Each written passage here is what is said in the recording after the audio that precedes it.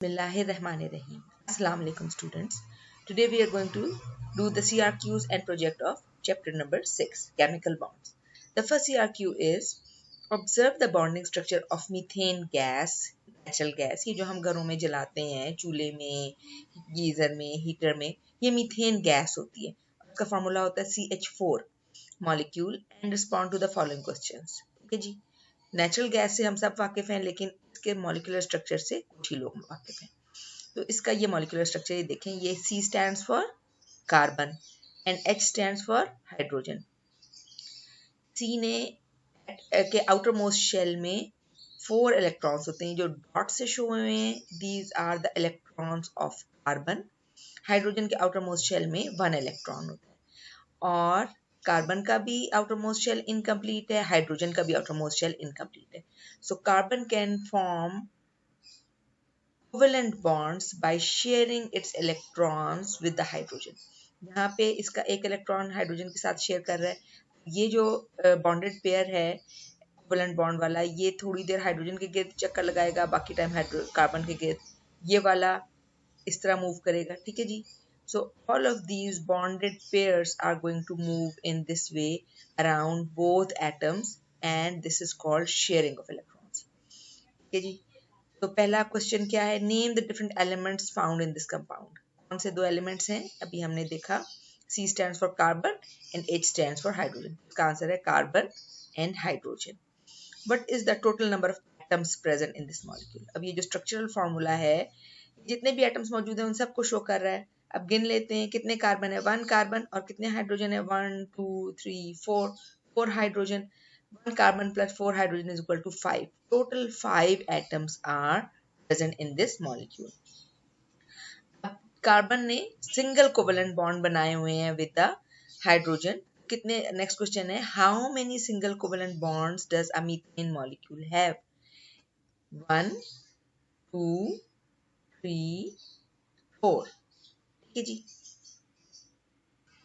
Okay, ये देखिए मैंने यहाँ पर ड्रॉ किया है इसका स्ट्रक्चर.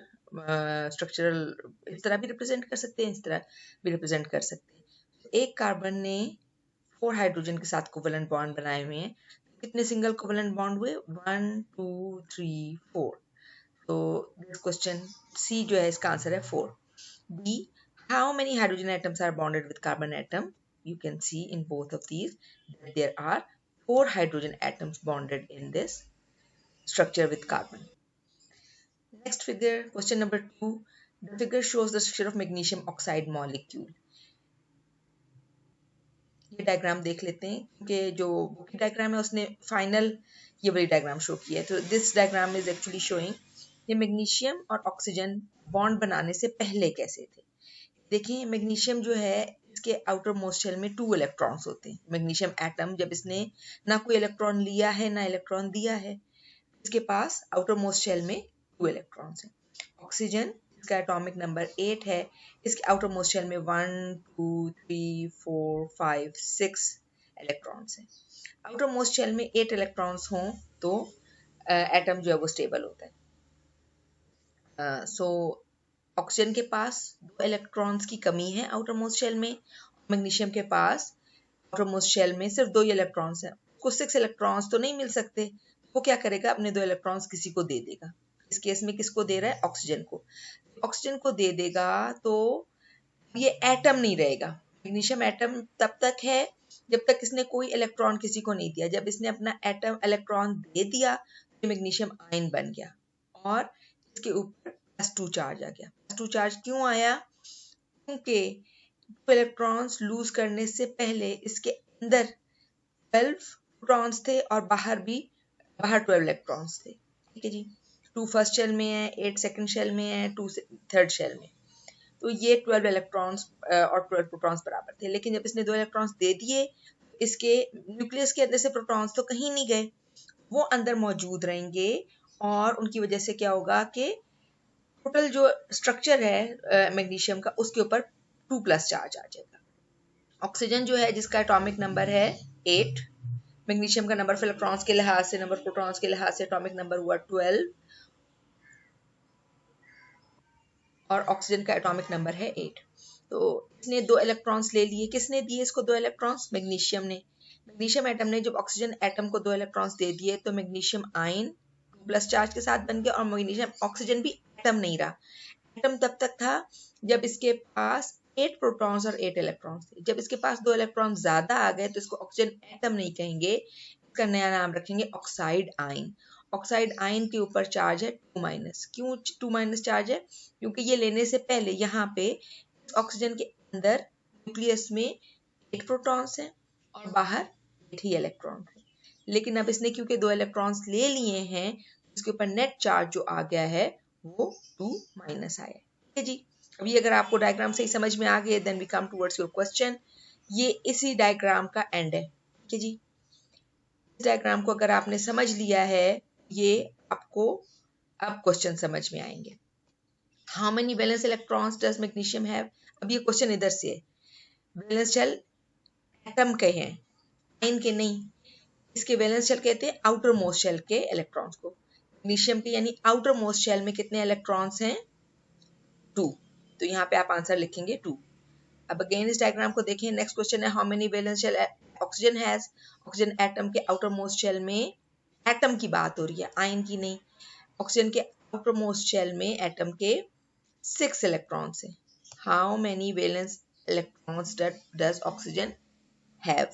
जब तक मैग्नीशियम और ऑक्सीजन लिखा हुआ है तो वो एटम है, आयन नहीं है। तो मैग्नीशियम एटम के वैलेंस इलेक्ट्रॉन्स 2 हैं, यहाँ पे आंसर लिखेंगे आप 2। ऑक्सीजन एटम के वैलेंस शेल इलेक्ट्रॉन्स हैं 6, यहाँ पे आप आंसर लिखेंगे 6। What will be the charges on magnesium and oxide ion?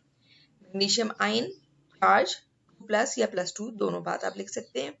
Oxide ion दोनों, पहले आप लिखेंगे magnesium ion plus, oxide ion plus minus. ठीक है जी। ये देख लें, ऑक्साइड आयन ये ऑक्सीजन है, ये मैग्नीशियम है। Mg stands for magnesium, O stands for oxygen. Oxygen के ऊपर -2 चार्ज है और मैग्नीशियम के ऊपर +2 चार्ज है। Which type of bond will they form? ये देखें, इलेक्ट्रॉन दे दिए मैग्नीशियम ने, ऑक्सीजन इलेक्ट्रॉन ले लिए, इनके आयन बन गए, इनके ऊपर प्लस और माइनस चार्जेस आ गए। तो ये कौन सा बॉन्ड है? जी बिल्कुल, दिस इज आयनिक बॉन्ड। इसमें जो बॉन्ड बन रहा है, this is called ionic bond. The next question is what will be the chemical formula of magnesium oxide? इसका फॉर्मूला होगा MgO। 1 ion of magnesium will be bonded with 1 ion of oxide। एक, क्योंकि आपने formula बनाना सीखा है, जितना इसके ऊपर यहाँ चार्ज हो आया हुआ हो, उसके लिहाज से हम आयोनिक कंपाउंड का फॉर्मूला बनाते हैं। तो दोनों के ऊपर बराबर है, इसलिए वो एक एक ही रहेंगे। सो MgO is the formula of this compound. Now CRQ number 3. Analyze the bonding structures of the following compounds and answer the following question. Chlorine, अब ये जो स्ट्रक्चर शो किए गए ना, इनके सिर्फ आउटर मोस्ट शेल शो किए गए हैं इलेक्ट्रॉन्स के। क्योंकि एक ये भी तरीका होता है, एक ये तरीका होता है जिसमें सारे शो किए जाते हैं इलेक्ट्रॉन्स, और एक ये तरीका होता है जिसमें सिर्फ आउटर मोस्ट शेल के शो किए जाते हैं। तो ये सिर्फ आउटर मोस्ट शेल के शो किए गए हैं। और ये देखिए कि क्लोरीन जो है, आउटर मोस्ट शेल में 7 इलेक्ट्रॉन होते हैं। इस क्लोरीन के 7 है, इस क्लोरीन के 7 है। इन्होंने एक एक इलेक्ट्रॉन पेयर, इलेक्ट्रॉन इसका है, ये वाला जो बीच में आया हुआ है जिसने बॉन्ड बनाया, ये क्या है? शेयरिंग हो रही है। एक इलेक्ट्रॉन इस क्लोरीन का है, एक इलेक्ट्रॉन इस क्लोरीन का है। आयन नहीं बना, किसी क्लोरीन ने दूसरे को अपना पूरा इलेक्ट्रॉन दे नहीं दिया, उन्होंने क्या किया? शेयर कर लिया। अब ये जो शेयर्ड पेयर है इलेक्ट्रॉन का, ये इसके अराउंड भी मूव करेगा और इसके अराउंड भी मूव करेगा। सर्कल की तरह नहीं चलेगा, ये 8 की तरह चलेगा। ठीक है, इसको हम इस तरह भी रिप्रेजेंट कर सकते हैं इस मॉलिक्यूल को। Chlorine has a single covalent bond with other chlorine. ठीक है जी। तो यहाँ पे क्वेश्चन क्या पूछा गया है? How many bonds does a chlorine molecule form? कितने बन रहे? 1। अच्छा, अब नेक्स्ट मॉलिक्यूल है वाटर। वाटर के स्ट्रक्चर को देख लें। ऑक्सीजन के आउटर मोस्ट शेल में है 6 इलेक्ट्रॉन, हाइड्रोजन के आउटर मोस्ट शेल में है 1 इलेक्ट्रॉन। अब ऑक्सीजन के पास 2 इलेक्ट्रॉन की कमी है, हाइड्रोजन के पास 1 इलेक्ट्रॉन की कमी है। तो ये क्या करेंगे? ऑक्सीजन का 1 इलेक्ट्रॉन हाइड्रोजन के इस 1 इलेक्ट्रॉन के साथ शेयरिंग करेगा, और ये शेयर्ड पेयर थोड़ी देर हाइड्रोजन के गिर्द, बाकी टाइम ऑक्सीजन के गिर्द यूं मूव करता रहेगा। सेम इज फॉर दिस वाला, हाइड्रोजन इसके साथ बॉन्ड बनाएगा, ये शेयर्ड पेयर इसके पास इर्द गिर्द भी घूमेगा और ऑक्सीजन के गिर्द भी और हाइड्रोजन के गिर्द भी। इसी मॉलिक्यूल को हम इस तरह भी रिप्रेजेंट कर सकते हैं। O is bonded with 2 hydrogen atoms with the help of single covalent bond. So why does an oxygen atom share 2 electrons with hydrogen atoms? Because oxygen atom has deficiency of 2 electrons in its valence shell. जितने electrons की deficiency होगी उतने ही covalent bond बनेंगे. Oxygen को 2 electrons की deficiency अभी हमने पिछले में भी देखा, तो it is going to make 2 covalent bonds with the 2 hydrogen. Is water single covalent bond और डबल कोवेलेंट बॉन्ड? ये आप देख लें. इसमें आपको क्या नजर आ रहा है? एक पेयर है जो इस हाइड्रोजन के साथ शेयर हो रहा है, एक पेयर है जो इसके साथ, तो सिंगल लाइन है. ठीक है जी, ये सिंगल कोवेलेंट बॉन्ड है. Why? Because it has got 2 single covalent bonds with 2 hydrogen atoms. Oxygen makes 2 single covalent bonds. एक single covalent bond ये है, एक single covalent bond ये है. Next question is about carbon dioxide. पहले इस molecule को देख लेते हैं. कार्बन के आउटर मोस्ट शेल में 4 इलेक्ट्रॉन्स होते हैं, ऑक्सीजन के आउटर मोस्ट शेल में 6 इलेक्ट्रॉन्स होते हैं. ऑक्सीजन को 2 इलेक्ट्रॉन्स की कमी है, कार्बन को 4 इलेक्ट्रॉन्स की कमी है. तो कार्बन क्या करेगा कि इस वाले ऑक्सीजन के साथ 2 कोवेलेंट बॉन्ड बनाएगा और इस वाले ऑक्सीजन एटम के साथ भी 2 कोवेलेंट बॉन्ड बनाएगा. ये देखिए, इस मॉलिक्यूल को इस तरह भी रिप्रेजेंट कर सकते हैं. Carbon double bond with this oxygen, double bond with this oxygen. So carbon dioxide molecule जो है, इसकी नेचर क्या है? This is covalent. Why it is covalent? Because sharing of electrons is taking place in this molecule. अच्छा, next question is about ammonia. Ammonia का structure देख लें. एक नाइट्रोजन का एटम है. नाइट्रोजन के आउटर मोस्ट शेल में 5 इलेक्ट्रॉन्स होते हैं. इसके 8 तक पहुंचने के लिए इसमें 3 की कमी है. 3 इलेक्ट्रॉन्स आर डेफिशिएंट. तो ये क्या करेगा? जितनों की कमी होती है उतने ही बॉन्ड बनाता है atom. So it will make 3 single covalent bonds with 3 hydrogen. एक हाइड्रोजन ये है, दूसरा ये है, तीसरा ये. ठीक है जी, ये इस तरह अमोनिया मॉलिक्यूल जो नाइट्रोजन है वो 3 कोवेलेंट बॉन्ड बनाएगा. अब क्वेश्चन क्या है, उन्होंने पूछा लोन पेयर कितने हैं और बॉन्डेड पेयर कितने. अब ये इस मॉलिक्यूल को जरा गौर से देखें. ये देखें, ये नाइट्रोजन है, ये इसका आउटर मोस्ट शेल है, वैलेंस शेल. ये एक पेयर है जिसने बॉन्ड नहीं बनाया और बाकी जो है वो सारे बॉन्डेड है. So it has got 3 bonded pairs and 1 lone pair. इसके लिहाज से अगर हम यही बात ऊपर वाले मॉलिक्यूल्स में भी देखें और समझें, कार्बन का देखें कोई भी लोन पेयर नहीं है इस केस में, और हाइड्रोजन इस केस में ऑक्सीजन का देखें, ऑक्सीजन ने 2 बॉन्ड्स बनाए हाइड्रोजन के साथ, लेकिन इसके पास कितने लोन पेयर बचे जो बॉन्ड नहीं बनाए हुए? ये 2 लोन पेयर. यहाँ पे भी ऑक्सीजन जब भी बॉन्ड बनाता है तो कोवेलेंट बॉन्ड तो इसके 2 लोन पेयर जो हैं वो रह जाते हैं. लोन पेयर वो वैलेंस शेल इलेक्ट्रॉन्स होते हैं जो पेयर के फॉर्म में होते हैं और किसी से बॉन्ड नहीं बनाते. Now we come towards project. It is about how to make homemade toothpaste. इस बात पे जरा सोचें कि हमें क्या जरूरत पड़ी है होममेड टूथपेस्ट बनाने की. इतनी कंपनीज टूथपेस्ट बना रही और हमें कह रही कि खरीदें खरीदें खरीदें. कोई नुकसान है हमें टूथपेस्ट खरीदने में या बहुत सारी ट्यूबें फेंकने में? सोचें इस बात को. टूथपेस्ट की जो ट्यूब है ना, ये ऐसा मटेरियल है जो 300-400 साल से भी ज़्यादा अरसा जो है वो एनवायरनमेंट में पड़ा रहता है और डिग्रेड नहीं होता. ये जितनी भी इस तरह की ट्यूब्स हैं टूथपेस्ट की, खास तौर पे बाहर से प्लास्टिक होता है और ये वाला जो प्लास्टिक है ऐसा है जो कि आसानी से डिग्रेड नहीं होता. तो अगर होममेड टूथपेस्ट हम बनाएंगे तो it is going to be environmental friendly, it is going to be cheap. और फिर दूसरी बात ये कि हमें पता होगा कि हमने इसमें क्या चीज़ें डालनी है. हम अपनी रिक्वायरमेंट के मुताबिक इसको चेंज कर सकेंगे और it is going to be better for the economy as well. क्योंकि जितने टूथपेस्ट आप देखें, बहुत सारे टूथपेस्ट पाकिस्तान इंपोर्ट कर रहा है. कोलगेट है, एक्वा फ्रेश है वगैरह, जितने भी ये मशहूर टूथपेस्ट हैं ये सारे इंपोर्ट होते हैं. तो जितनी चीज़ें हम इंपोर्टेड कम से कम यूज़ करें वो हमारी इकोनॉमी के लिए अच्छा है, और जितनी से ज़्यादा से ज़्यादा पैकेजिंग हम कम वेस्ट करें. टूथपेस्ट का बॉक्स आता है वो फेंकते हैं, फिर जब टूथपेस्ट ख़त्म हो जाता है उसकी ट्यूब फेंकते हैं वगैरह. सो वैसे तो अगर देखा जाए तो सुभान अल्लाह, हमारे प्यारे नबी का तरीका बेहतरीन है कि अगर मिसवाक यूज़ की जाए, मिसवाक बायोडिग्रेडेबल है क्योंकि वो प्लांट पार्ट है और उससे किसी भी तरह का एनवायरनमेंट में डैमेज नहीं होता. आप ट्रीज़ बहुत सारे लगाएं और वो ट्रीज़ लगाएं जिनकी मिसवाक अच्छी होती है, जैसे नीम की मिसवाक अच्छी होती है वगैरह. डिफरेंट एरियाज़ के डिफरेंट ट्रीज़ हैं जिनकी मिसवाकें अच्छी होती हैं. जैतून की अच्छी होती है, जैतून का दरख्त लगाएं हर गली महल्ले में, नीम का दरख्त लगाएं हर गली महल्ले में और उसकी मिसवाकें यूज़ करें. ग्रो करने दें प्लांट्स को, एक की जगह 10 प्लांट्स ग्रो कर लें. It's better. मतलब फैक्ट्री लगाना, उसकी ट्यूबें बनाना, फिर उनको एनवायरनमेंट में फेंकना, that's very much harmful for the environment. इसके बजाय अगर हम skin care products, hair care products, general hygiene care products ये हम खुद बनाना सीखें नेचर की ज़रिए, नेचर की हेल्प के ज़रिए, तो बहुत अच्छा है। तो टूथपेस्ट और टूथब्रश को कर देखें। एक तो टूथपेस्ट की ट्यूब बहुत डेंजरस है एनवायरनमेंट के लिहाज से, और टूथब्रश जो आइडियली हर 3 महीने पे चेंज करना चाहिए, वो एक और गार्बेज है जो कि हम अपने एनवायरनमेंट में ऐड कर रहे हैं, और वो 1000 साल शायद पड़ा रहे। It's hard plastic. Shopper bag के ऊपर पाबंदी लगाते हैं, हालांकि शॉपर बैग जो है ना उससे ज़्यादा प्रॉब्लमेटिक ये चीज़ें।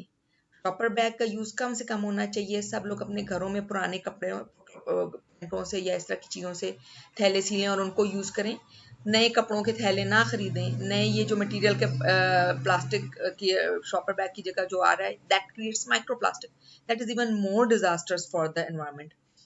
रिप्लेस किया गया है पाकिस्तान में शॉपर बैग को, that is also made of plastic. ये मास्क का मटेरियल है, जो उस वाले शॉपर बैग का मटेरियल है वगैरह, ये सारे एनवायरनमेंट के लिए बहुत डैमेजिंग है।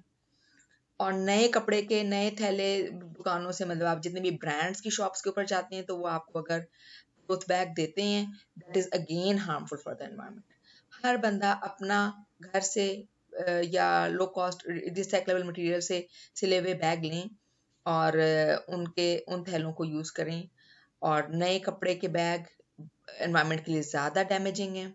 और ये वाला जो एक मटेरियल है जो कि अब पाकिस्तान में, खासतौर पर इस्लामाबाद में शॉपर बैग के रिप्लेसमेंट के तौर पे यूज़ हो रहा है, that is really really harmful for the environment, क्योंकि वो ब्रेक डाउन होकर माइक्रो प्लास्टिक बनता है जो कि हम सब की बॉडीज़ के अंदर, लिविंग थिंग्स के लिए, वाटर बॉडीज़ के लिए बहुत ज़्यादा डेंजरस है। वो हमें एनवायरनमेंट में नज़र तो नहीं आएगा शॉपर बैग्स की तरह के पड़ा हुआ है, लेकिन वो हमारे लिए बहुत नुकसानदेह है। बहरहाल, returning back to this project, तो ये आप होम में टूथपेस्ट DIY करके आप कोई भी चीज़ इंटरनेट पे ढूंढें ना, गूगल करें, तो आपको बहुत सारी चीज़ें मिल सकती हैं। ये एक तरीका है, आप इसको ट्राई करें। अगर ये आपको अच्छा लगता है तो ठीक है, नहीं तो और कोई मेथड ट्राई करें। एक्सपेरिमेंट करने से लर्न करते हैं, गलतियों से ही बंदा सीखता है। एक्सपेरिमेंट करें तो सही ना। अच्छा, तो इसके लिए जो आपकी बुक में मेथड जो दिया हुआ है, 2/3 कप ऑफ बेकिंग सोडा, जिसको उर्दू में मीठा सोडा कहते हैं, ये घर में अगर आप सॉफ्ट वाले पकोड़े या दही फुल्कियों वाले पकोड़े या दही बड़े बनाने वाले पकोड़े जो होते हैं माश की दाल के, उसमें यूज़ किया जाता है मीठा सोडा, और बहुत सारी चीज़ों में यूज़ किया जाता है, अपनी मामा से पूछिएगा। और ये सी सॉल्ट डिफरेंट होता है। नॉर्मल जो सॉल्ट है ना, हम माइन सॉल्ट, जो खेड़ा माइन पर सॉल्ट यूज़ करते हैं, वो नहीं। सी सॉल्ट अलग होता है, लेकिन वो ज़रा मोटा होता है। इसमें इन्होंने फाइन सी सॉल्ट का है, तो अगर आप ले लें तो उसको, सी सॉल्ट के वैसे बहुत से बेनिफिट्स हैं, बहुत सारे स्किन केयर प्रोडक्ट्स में यूज़ किया जा सकता है। अगर पाँव वगैरह पर स्वेलिंग हो तो सी सॉल्ट गर्म पानी में डाल के उसमें पाँव रखें, वो भी अच्छा होता है। बहरहाल, तो 1 टीस्पून फाइन सी सॉल्ट ले लें, 1 to 2 टीस्पून या few drops of peppermint extract या कोई भी एसेंशियल ऑयल। मेरे घर में एसेंशियल ऑयल जो है ना पड़ा हुआ है लेवेंडर और टी रोज, पेपरमेंट नहीं है, और फिल्टर वाटर। ठीक है जी। करना क्या है कि ये पहले ड्राई चीज़ें ले लें। फर्स्ट स्टेप में बेकिंग सोडा और सी सॉल्ट, और इसको छान लें तो अच्छा है, और अच्छी तरह मिक्स कर लें, कोई क्लम्प्स ना हो उसमें, वरना वो बाद में ब्रशिंग करते हुए आपको दांतों में लगेगा, मसूड़ों पे खास तौर पे, और मसला करेगा। फिर few drops of essential oil डाल दें, जो भी आपको अच्छा लगता है। पेपरमेंट डालना है पेपरमेंट डाल लें। ज़्यादातर ये जो टूथपेस्ट हम बाजार के यूज़ करते हैं सब में पेपरमेंट होता है। लेवेंडर ऑयल अगर आप डाल लें फ्यू ड्रॉप्स, तो उसके एंटीसेप्टिक एंटीबैक्टीरियल प्रॉपर्टीज़ हैं। फिर आप उसमें फ्यू ड्रॉप्स करके वाटर डालते जाएं। पहले लेमन जो भी ऑयल आपने डाला है उसको डाल के मिक्स करें, फिर उसके बाद फ्यू ड्रॉप्स ऑफ वाटर डाल के उसको स्टिर करते रहें, और कोशिश करें कि एक पेस्ट सा बन जाए। उस पेस्ट को जो है ना आप किसी ग्लास जार में करके रख लें और सेव कर लें, और अपने वॉशरूम में या जहाँ आप दांत ब्रश करते हैं वहाँ पे उस जार को, ग्लास जार को, यानी ग्लास की कोई छोटी जैम की जैसे सबसे छोटी वाली पैकिंग होती है ना, तो बड़ा होता है जैम का जार, एक दरमियाना होता है, छोटा बिल्कुल होता है। वो जो साइज है ना, वो बड़ा आइडियल है इस तरह की चीज़ों के लिए। आप अपनी homemade DIY skin care products, hair care products और टूथपेस्ट बना के अपने वॉशरूम में रख लें, और उसको जब भी ज़रूरत हो खोलें और ब्रश पे लगाएं। अगर ज़्यादा पतला कर लिया तो वो गिरता रहेगा। मतलब ये अब आप 1-2 दफ़ा करेंगे फिर आपको पता चलेगा। और यू कैन इन्वेस्टिगेट के डिफरेंट टाइप्स ऑफ कौन से केमिकल्स हैं जो कि यूज़ किए जा रहे हैं टूथपेस्ट में। मैं सर्च करी थी DIY को, तो मुझे ये वाला भी get rid of cavity DIY toothpaste मिला, जिसमें 1 पार्ट कोकोनट ऑयल है, 1 पार्ट मिनरल सॉल्ट है, 1 पार्ट बेकिंग सोडा है, और 15 drops of any essential oil है। बहुत सारी डिफरेंट टेक्निक्स हैं जो यूज़ की जा सकती हैं, और आप अपनी ज़रूरत और टेस्ट के लिहाज से इसको मॉडिफाई कर सकते हैं, and you are going to learn in the process as well, and you are going to be environment friendly and you are going to become environment friendly in this process. That's all for today.